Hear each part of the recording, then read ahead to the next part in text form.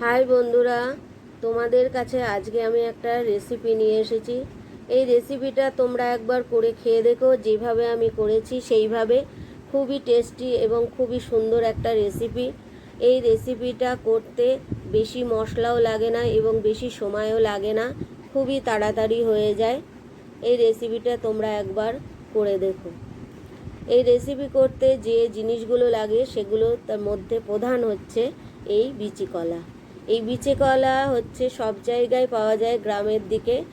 প্রথমে এই কলাগুলো ছাড়িয়ে নিয়ে তারপরে 4 টুকরো করে ছোট ছোট করে আগে আমি হলুদ দিয়ে সেদ্ধ করে নিয়েছি। হলুদ দিয়ে সেদ্ধ করলে এর যে কষটা থাকে সেই কষটায় কালো হয় না, যেরকম কলার সেরকমই কালার থাকে। তারপরে সেদ্ধ করে হালকা আমি ভেজে নিয়েছি, তোমরা না ভাজলেও পারো, কিন্তু হালকা ভেজে নিয়েছি। ভাজার পরে কড়াইতে যে তেলটা ছিল সেই তেলের মধ্যে আলু কেটে আমি দিয়েছি। এটা তোমরা শুধু কলাটাই করতে পারো, আমি এর মধ্যে আলু দিয়েছি। আলুটা ভেজে নিয়েছি নুন আর হলুদ দিয়ে।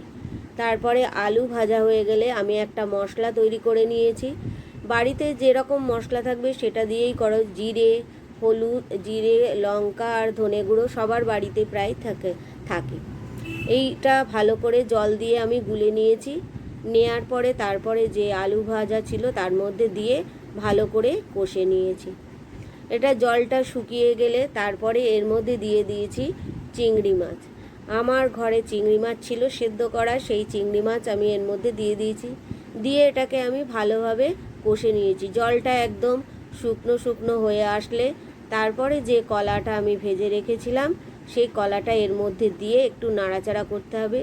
বেশি নাড়াচাড়া করা যাবে না, যেহেতু কলাটা হাফ সেদ্ধ করা, তার উপরে ভাজা, একদম ভেঙে যাবে, মিশে যাবে। সেই জন্য কলাটা যাতে আস্ত আস্ত থাকে তার জন্য অল্প একটু নাড়াচাড়া করে আর একটু ওই চিংড়ি মাছের যে বাটিতে সেদ্ধ করা হয়েছিল তাই সেই বাটিটা ধুয়ে একটু জল দিয়ে কষে নিতে হবে।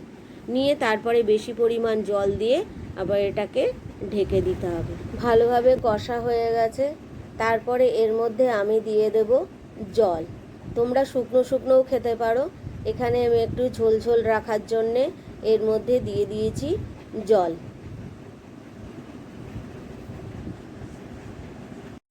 সামান্য পরিমাণ মতো জল দিয়ে দিয়েছি ঝোলটা রাখার জন্য। দিয়ে তারপরে আমি আবার এটাকে ঢেকে দিয়েছি জলটা, যাতে একটু তরকারি সবগুলো আলু সেদ্ধ হয়ে যায় তার জন্য। দেখো এইভাবে একটু ঝোল কমানোর জন্য একটু ফুটিয়ে নিয়েছি ঢাকনা খুলে। এই যে আমার হয়ে গেছে রেসিপি।